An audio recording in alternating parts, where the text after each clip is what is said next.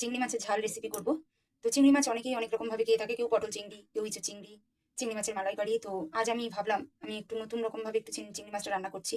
তো সেটা দেখো, তোমাদের সঙ্গে একটু শেয়ার করছি কিভাবে কি করছি। চিংড়ি মাছটাকে প্রথমে আমি ভেজে নিয়েছি নুন হলুদ দিয়ে মাখিয়ে, ধুয়ে ভালোভাবে। তারপর এই যে বাটাটা দেখছো, এই বাটার মধ্যে আমি পেঁয়াজ কাঁচা লঙ্কা আর টমেটো দিয়ে বেটে নিয়েছি। এবার এটা আমি তেলের মধ্যে দিয়ে দেবো। কাঁচা লঙ্কাটা আমি, পেঁয়াজটা আর কাঁচা লঙ্কাটা এর মধ্যে বেটে দিলাম, সব একসঙ্গেই বেটে দিয়েছি। দেখো,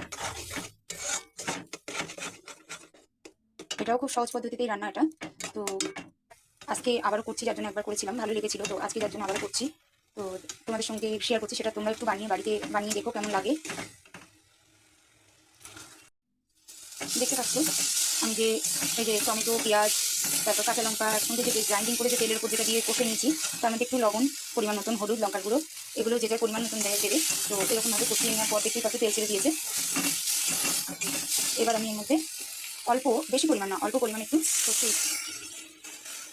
পেস্ট করে নিয়েছি। তো এবার এটাকে একটু ভালো মতন নাড়িয়ে নেবো।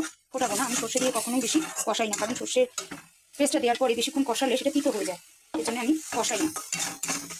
এবার সেই যে সর্ষের গুঁড়ো মানে যে পেস্টে যে করে রেখেছিলাম যে বাটিটাকে, তার মধ্যে একটু জল দিয়ে, এই যে অল্প পরিমাণ জল দিয়ে দিলাম। অনেকে তো মোটামুটি মালাইকারি অনেক কিছু করে খাও চিংড়ি মাছের। তো তোমরা যদি কেউ এভাবে করে থাকো তো তারা বুঝতেই পারছো যে কেমন লাগে খেতে, তারা জানোই। তো যাই হোক, এক একজনের এক এক রকম রান্না। তো আমি আজকে এটা এভাবেই করলাম। এটা মাখামাখাই হবে, এটাতে আমি বেশি ঝোল রাখবো না। দেখো ঝোলটা আমার ফুটে গেছে। এবার এর মধ্যে আমি যে মাছগুলো ভাজা করে রেখেছিলাম সেই মাছগুলো আমি এর মধ্যে দিয়ে দেবো।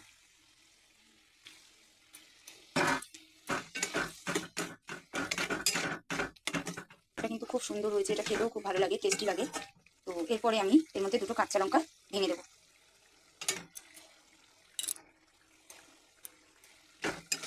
প্রথমে তো তোমাদেরকে বলেছি যে আমি যে পেস্টটা বানিয়েছিলাম টমেটো দিয়ে পেঁয়াজ দিয়ে, আর তার মধ্যেও কাঁচা লঙ্কা আমি দিয়েছিলাম। তো যার জন্য সেই বুঝে একটু লঙ্কা গুঁড়ো ব্যবহার করেছি। তো এর মধ্যে সেই বুঝেই লঙ্কাটা, যে যেমন পরিমাণ লঙ্কা খাও সে সেরকম পরিমাণ লঙ্কা দেবে। এটা খেতে সত্যিই খুব ভালো লাগে। দেখো বন্ধুরা, আমার এই যে চিংড়ি মাছের যে ঝালের রেসিপিটা সেটা কিন্তু কমপ্লিট হয়ে গেছে, করা হয়ে গেছে, দেখতেই পাচ্ছ। কালারটাও কিন্তু খুব অসাধারণ হয়েছে এবং খেতেও কিন্তু খুব সুন্দর হয়। তোমরা একবার অবশ্যই বাড়িতে করে দেখো, বাড়িতে করে খেয়ে দেখো, খুব টেস্ট হয়। অনেক রকম ভাবে তো রান্না করেছো, তো এভাবেও একবার করে দেখো। কেমন লাগলো জানিও রান্নাটা।